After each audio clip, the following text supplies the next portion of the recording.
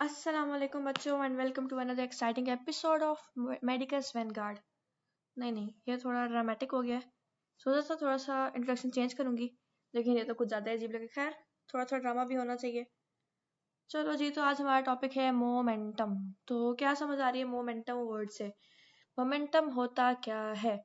It is the quantity of motion of a moving body. मतलब एक body बहुत तेज जा रही है, वो लाइट बॉडी थी, बड़ी तेज जा रही है। साथ एक हैवी बॉडी है, वो बड़ी आहिस्ता आहिस्ता जा रही है। तो ये जो हम सोच रहे हैं ना कि ये बॉडी तेज जा रही है, बॉडी आहिस्ता जा रही है, उसको हम अगर देसी जमाने में बोले तो वो है हमारे पास मोमेंटम, यानी कि बॉडी का मोशन किस तरह का है। मतलब अगर एक तेज बॉडी बहुत आहिस्ता आहिस्ता जा रही है और साथ कंपैरिजन में एक बहुत लाइट बॉडी बहुत तेज जा रही है, तो हम सोच सकते हैं कि हाँ ऐसा हो सकता है।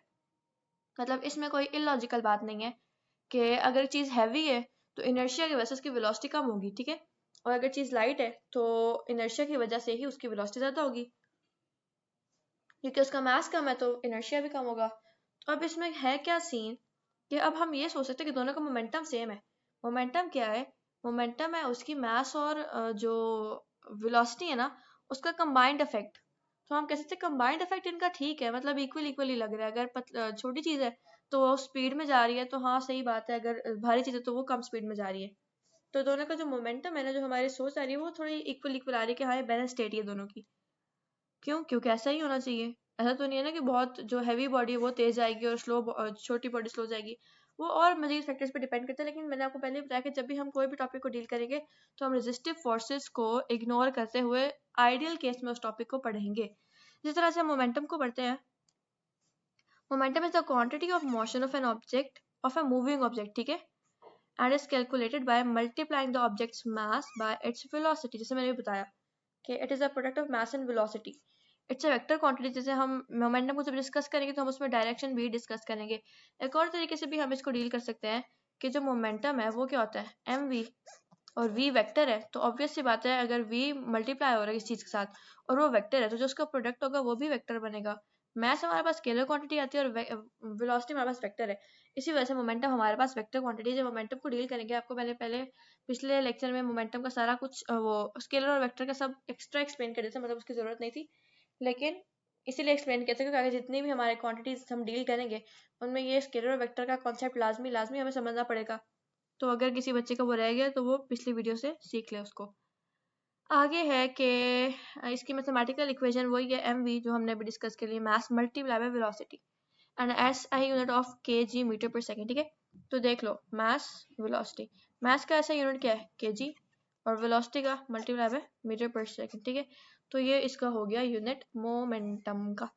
कंजर्वेशन ऑफ मोमेंटम का क्या मतलब है कि अगर एक सिस्टम है उसके अंदर एक बॉडी मूव कर रही है या दो बॉडी सपोज मूव कर रही है, तो उन दोनों बॉडीज का जो स्टार्टिंग में मोमेंटम था ना दोनों का मिला के, एंडिंग में भी उनका मोमेंटम सेम ही रहेगा। और कब? जब वो सिस्टम आइसोलेटेड है, आइडियल सिस्टम है, कोई एक्सटर्नल फोर्सेस पे एक्ट नहीं करा। जैसे कि मैंने आपको बताया हम आइडियल सिस्टम को डील करेंगे तो आइसोलेटेड सिस्टम आइडियल सिस्टम होता है जिसमें कोई एक्सटर्नल फोर्स हम कंसिडर नहीं कर रहे होते। मतलब कि without the influence of any force जो भी हमारे पास सिस्टम होता है उसको हम कहते हैं आइसोलेटेड सिस्टम। तो न्यूटन के सेकंड लॉ के मुताबिक the time rate of change of momentum is equal to the force acting on the particle. चलो इसको भी थोड़ा सा डील कर लेते हैं। न्यूटन का सेकंड लॉ हमारे पास क्या होता है? हमें पता है न्यूटन का सेकंड लॉ क्या होता है, F is equal to M A, ठीक है। तो हम क्या लिख देते हैं, F is equal to M A के बजाय हम v बाई टी लिख देते हैं, वेलोसिटी बाय टाइम, ठीक है। F is equal to M V हमारे पास क्या होता है, मोमेंटम बाय टाइम। अच्छा, हम v के बजाय ना ज़्यादा कंसिडरेबल है कि हम डेल्टा v लिखें a को, क्योंकि a हमारे पास जो एक्सेलरेशन है वो delta v bye delta T होती है ना। तो इस तरह से मोमेंटम आ जाएगा डेल्टा p बाय टी। तो न्यूटन के सेकंड लॉ के मुताबिक अगर हम इसको देखें तो जो है ना time rate of change of momentum, ठीक है, या फिर हम कह सकते हैं मोमेंटम पर unit time is equal to force. मतलब पहले जो न्यूटन ने हमें फॉर्मूला दिया है ना, मतलब न्यूटन ने जो सेकंड लॉ जो स्टेट करता है उसके मुताबिक F is equal to M A है, लेकिन उससे का थोड़ा सा जनरल मजीद नहीं, ये एफ एम ए वाला जनरल है, उसको थोड़ा सा हम एक्सपैंड कर दें तो हमें एक बहुत ज़्यादा हेल्पफुल फार्मूला एक और मिलता है जो कि है F is equal to delta P by delta T या डेल्टा पी बाई टी या whatsoever you think of it. ठीक हो गया? तो मतलब ये आसान सी बात थी, डेरिवेशन आप लोगों को आनी चाहिए। नहीं भी आती तो भी कोई मसला नहीं, हम हैं आप लोगों को सिखाने के लिए। तो डेरिवेशन का मतलब क्या है कि अगर आपको कोई फार्मूला नहीं आ रहा और पेपर में वो आ गया तो आप कोई और फार्मूला सोच के उस फार्मूला को डिराइव कर सके। मतलब अब ऐसा तो नहीं ना कि हम एमसीक्यू को तुक्के पे छोड़ दें, तुक्के पे नहीं छोड़ सकते। तो हमें डेरिवेशन आना चाहिए, बस कि अगर सपोज खुदा ना खास्ता कुछ भूल गया तो हम कहीं ना कहीं से उसको ढूंढ ढांड के निकाल ही लें, किसी ना किसी फार्मूला को आगे बढ़ाते बढ़ाते बढ़ाते बढ़ाते कुछ ना कुछ करके उस एंड वाले फार्मूले तक पहुंचे जाए। और इंशाल्लाह ऐसा ही होगा। मोमेंटम और mass, momentum is directly proportional to mass, जैसे आपको पता है P is equal to mv, तो मास के साथ इसका डायरेक्ट रिलेशन है। For example if two objects have the same velocity, the object with greater mass will have more momentum. ठीक हो गया। पहले हमने बात किया था, जो मैंने शुरू में बात की है, कि एक की मास कम थी और दूसरे का मास ज्यादा था और वेलोसिटीज भी डिफरेंट थी, लेकिन यहाँ पे उन्होंने क्या किया, यहाँ पे उन्होंने कहा कि अगर दोनों की वेलोसिटी सेम हो गई तो जिसका मास ज्यादा उसका मोमेंटम ज्यादा, क्यों? क्योंकि मास के साथ उसका डायरेक्ट रिलेशन है। आगे मोमेंटम ही को डील करते हैं, product of mass of a particle velocity, vector quantity है वगैरह वगैरह। तो सही हो गया, मतलब इसमें कोई एक्स्ट्रा बात नहीं लिखी हुई। हाँ ये बात है, the momentum of any collection of particle is equal to the vector sum of individual momenta. मतलब अगर 3-4 ऑब्जेक्ट्स हैं हमारे पास और तीनों 4 ऑब्जेक्ट्स मूव कर रहे हैं तो हम उस सिस्टम को मोमेंटम कैसे डील करेंगे, हम सबके अलग अलग मोमेंटम्स को प्लस करेंगे, ऐड करेंगे, तो जो एडिटिव मोमेंटम है ना वो टोटल उस सिस्टम का मोमेंटम होगा। और अकॉर्डिंग टू न्यूटन्स के थर्ड लॉ के according the particles exert equal and opposite forces on one another, so any change in momentum of one particle is exactly balanced by an equal and opposite change of the momentum of another particle। ठीक है, आपको समझ आई? मतलब कि अगर एक system में एक आइसोलेटेड सिस्टम था, उसमें 3-4 बॉडीज थी और वो कुछ ना कुछ मोमेंटम था उनका, तो अगर एक बॉडी का किसी भी वजह से मोमेंटम ज्यादा हो गया तो दूसरी वाली अपना मोमेंटम कम कर लेगी ताकि जो सिस्टम का मोमेंटम है वो बैलेंस्ड रहे। और इक्वल अमाउंट से ही अगर एक का ज्यादा हुआ तो दूसरे का इक्वल अमाउंट से कम हो जाएगा ताकि बैलेंस स्टेट में रह सके सारे। आपको पता है जो स्टेबिलिटी है वो तो एक यूनिवर्सल डिसऑर्डर कह सकते हैं, मतलब हर इंसान ने, हर एटम ने, हर चीज ने स्टेबल होना है, स्टेबल होने की कोशिश में लगा हुआ है, स्टेबल होने की जस्तजू में लगा हुआ है। तो इसी तरह से stability matters a lot.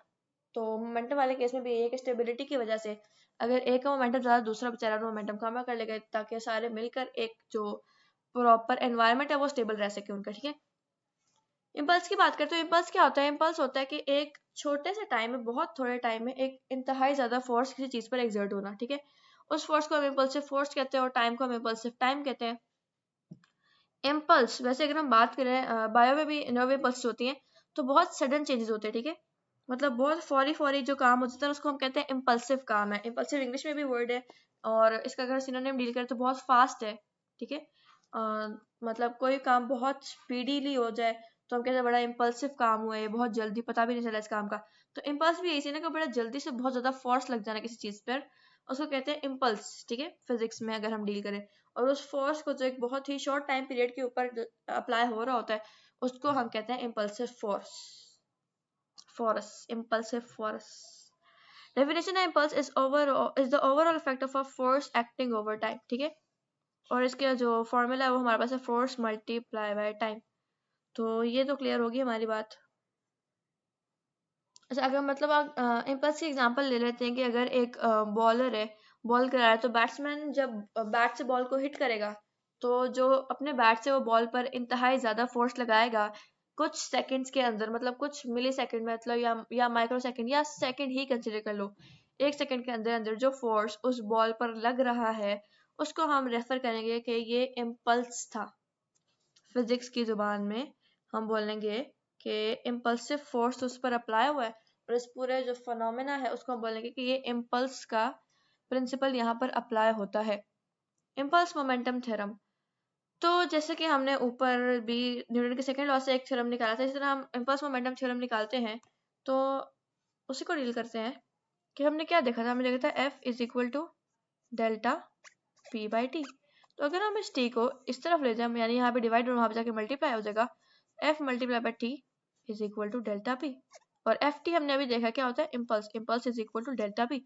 So from Newton second law उसी को मजीद एक्सपैंड किया, मतलब हमें तो सिर्फ एक फार्मूला था F is equal to M A, उसी फार्मूला से हमने मजीद 2 और फार्मूलाज डिराइव कर लिए, बल्कि 3 और फार्मूलाज डिराइव कर लिए। तो ये वाली फिजिक्स आनी चाहिए आप बच्चों को, इसमें से आप खुद ही नेक्स्ट फार्मूला निकाल लो।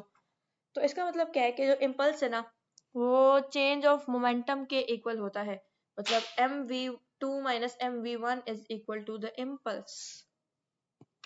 किसी भी बॉडी के मोमेंटम में क्या चेंज आया है, पहले वो स्लो मूव कर रहा था, अब तेज मूव कर रहा है, पहले कम मास के साथ, अब ज्यादा मास के साथ है, जो चेंज आया है किसी भी बॉडी में उसको हम कहते हैं कि ये भी इम्पल्स के इक्वल ही है। आगे है वेक्टर क्वांटिटी है, क्यों? क्योंकि मोमेंटम भी वेक्टर क्वांटिटी है, फोर्स भी वेक्टर क्वांटिटी है, तो इम्पल्स भी वेक्टर क्वांटिटी है।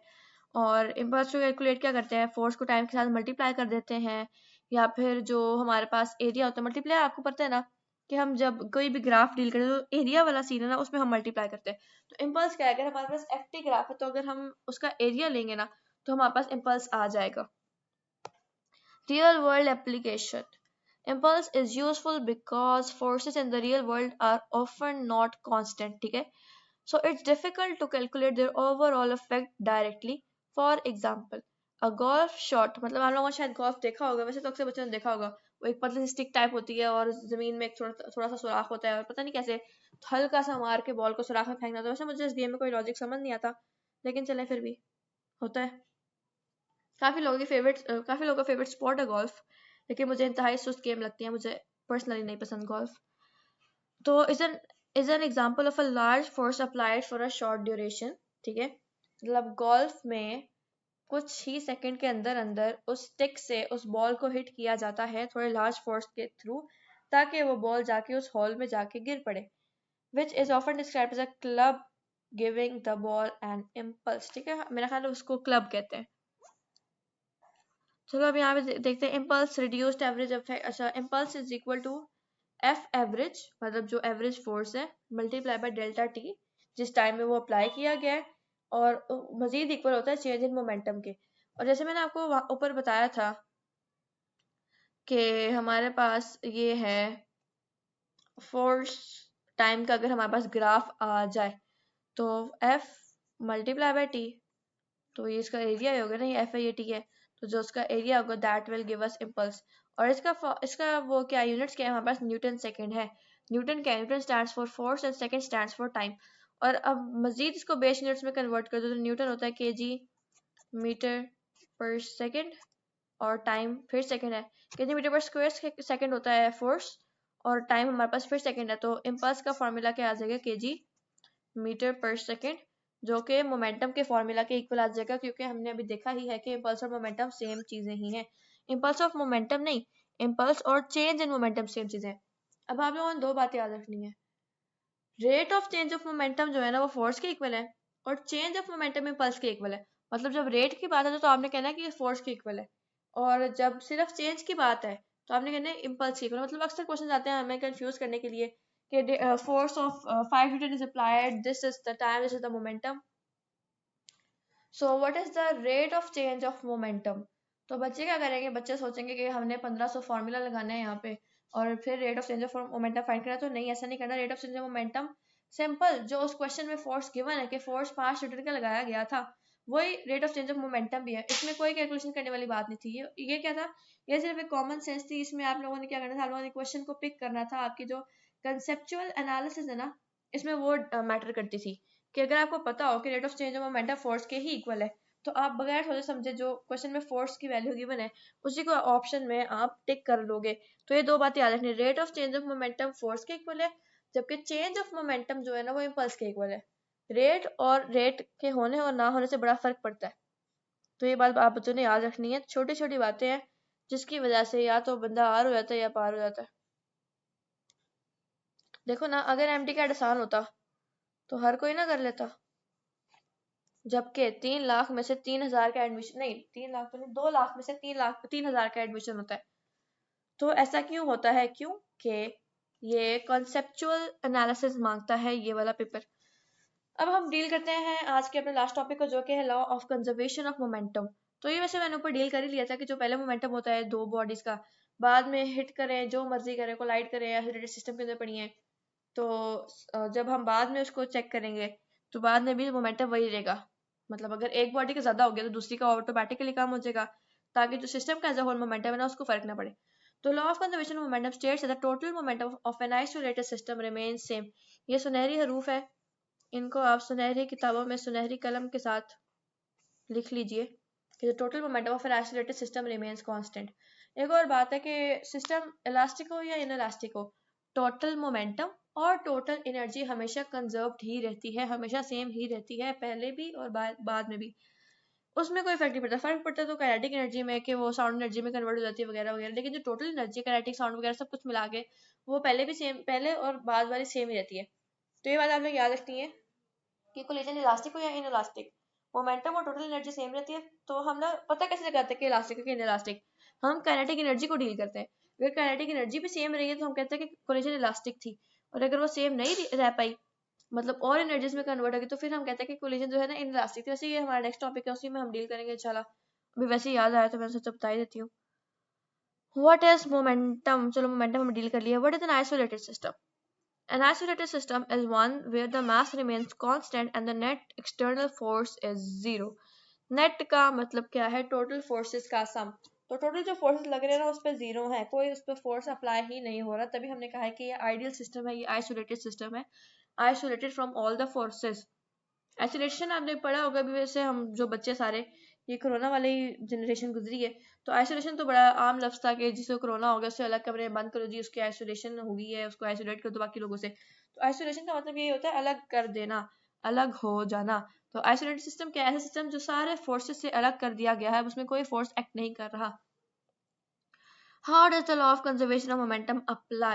The law of conservation of momentum applies to the movement of a single object or interaction between two or more objects.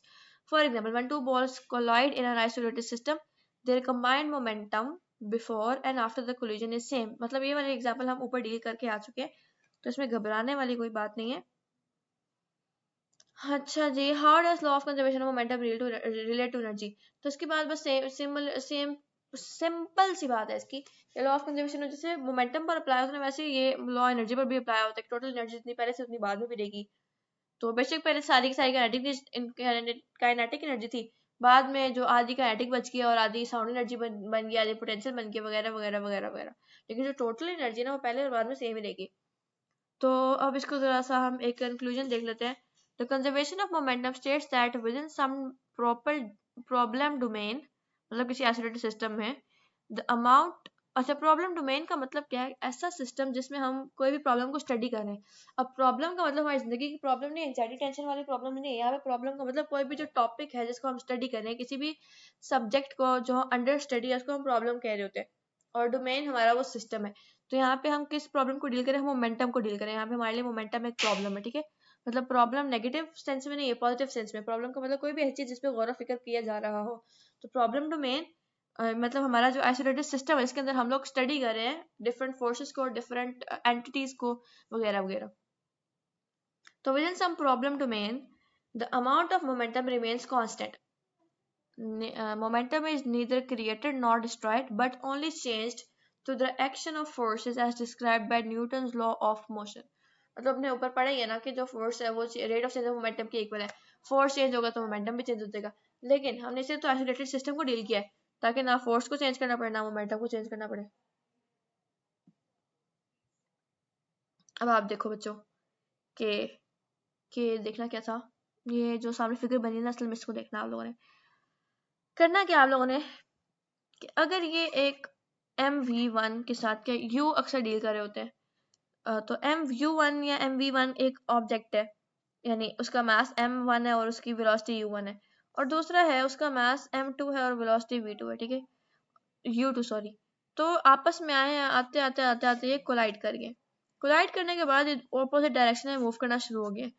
तो जो इनका टोटल मोमेंटम था ना पहले, मतलब इसका MV और इसका MV दोनों को प्लस कर ले, सपोज 2MV बन रहा है, सपोज। तो बाद में अब जो अलग अलग डायरेक्शन में मूव करना शुरू हो गए हैं ये, तो अब अगर इन दोनों को मोमेंटम को प्लस करें ना तो वो भी 2MV बनेगा। क्यों? क्योंकि हमने फोर्सेस को तो कंसीडर ही नहीं करना। मतलब इसका क्या था कि ये मोमेंटम सेम ही रहेगा, जो मर्जी करा लो, ठीक है, जब तक उस पर कोई फोर्स नहीं लग रहा। इस फोर्स ने सारी जिंदगी खराब की हुई है। खैर हमने तो फोर्स को डील ही नहीं करना, हमें क्या। अच्छा जी, आगे है कि यही बात आ गई कि मोमेंटम जो पहले होता है ना वही बाद में भी होता है। ये इतनी छोटी सी बात थी इसमें। तो उसके बाद हम डील करते हैं, ये हमारे पास एक क्वेश्चन आ गया है। तो आप बच्चों के लिए ये क्वेश्चन है, इस क्वेश्चन में क्या है कि जो बिफोर मोमेंटम था ना, वो एक बॉडी का 100 है, 100 kg है, दूसरी का हमारे पास 120 है, और दोनों एक दूसरे की तरफ आ रहे हैं। बाद में उनका जो मोमेंटम है ना वो 20 kg हो गया। अब आप लोगों ने मुझे बताना है ये कैसे हुआ, ठीक है? मतलब कमेंट सेक्शन में आप लोगों ने प्रॉपर एक्सप्लेनेशन के साथ मुझे एक्सप्लेन करना है कि पहले जो मोमेंटम था वो बाद के इक्वल है या फिर क्या सीन है, मतलब कोई खराबी हुई है इसमें या क्या मसला है। इस क्वेश्चन को आप लोगों ने थोड़ा सा एलेबोरेट करना है, ऐसे एलेबोरेट करना है कि मुझे मोमेंटम के बारे में कुछ भी नहीं पता, तो आप लोगों ने मुझे बताना है कि हाँ ये ऐसे होता है, या आप लोगों ने बाकी फेलोज को समझाना है कि ये वाला क्वेश्चन ऐसे सॉल्व होगा, इसको इस तरह के क्वेश्चन को हम ऐसे डील करेंगे एमडी कैट में। बाकी अगर आप लोगों से ना हुआ तो मैं तो हूँ ही, मैं आपको बता दूंगी, लेकिन आप लोगों ने पूरी कोशिश करनी है, थोड़ी सी रिसर्च करो, थोड़ी सी अपनी किताबें पढ़ो और मुझे बताओ कि ये क्वेश्चन कैसे होगा। इंशाल्लाह अगली वीडियो में मिलते हैं। अल्लाह हाफिज।